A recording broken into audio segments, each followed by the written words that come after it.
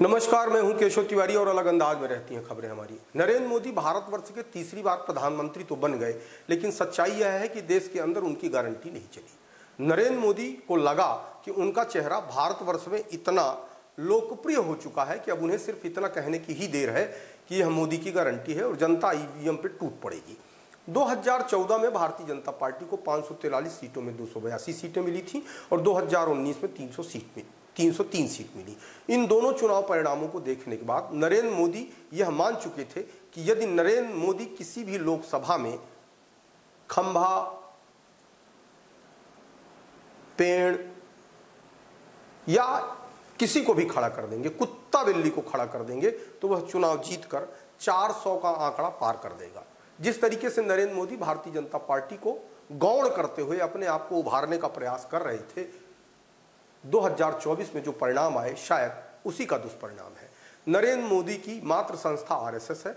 RSS कभी भी किसी व्यक्ति को महत्व नहीं देती, बल्कि संगठन को महत्व देती है। आरएसएस में इसीलिए ध्वज प्रणाम किया जाता है, वहां ज्यादा महत्वपूर्ण कोई व्यक्ति नहीं होता।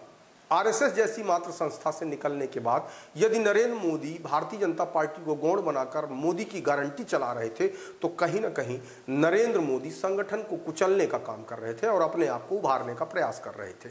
जब आप देश के प्रधानमंत्री हैं तो निश्चित है कि आपकी गारंटी चलने ही वाली है, लेकिन अगर आप अपना दिल बड़ा करके संगठन को बड़ा बनाते और ये बोलते, यह संदेश देते कि यह भाजपा की गारंटी है, तो शायद इसका जनता के अंदर ज्यादा असर होता, महत्व होता।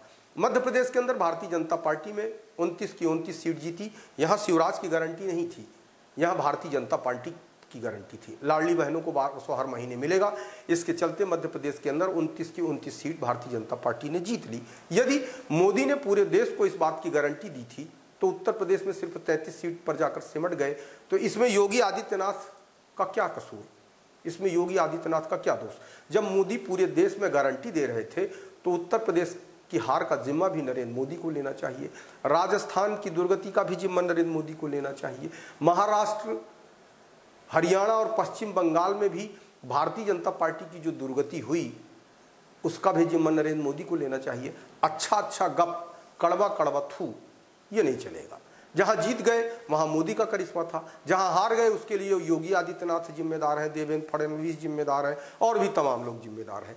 आप नए प्रयोग करिए, लेकिन किसी भी नेता का अपमान मत करिए। राजस्थान में जिस तरीके से वसुंधरा राजे को घर बैठा दिया गया, वह एक तरह से वसुंधरा राजे का अपमान ही है।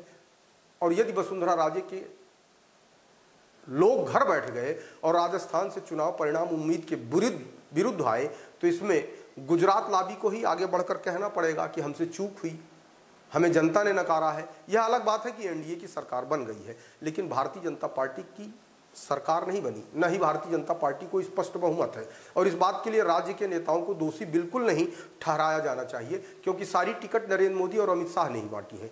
जो लोग भी चुनाव हारे उसमें कहीं ना कहीं हार का जिम्मा इन दोनों नेताओं को ही अपने कंधे पर लेना होगा। उत्तर प्रदेश में जिस तरीके की दुर्गति हुई उसके बाद एक बात की चर्चा चल रही है कि योगी आदित्यनाथ को हटाया जाएगा। जिस दिन योगी आदित्यनाथ को उत्तर प्रदेश से हटा दिया गया उस दिन भारतीय जनता पार्टी विधानसभा के चुनाव में 100 का आंकड़ा छूने के लिए तरस जाएगी।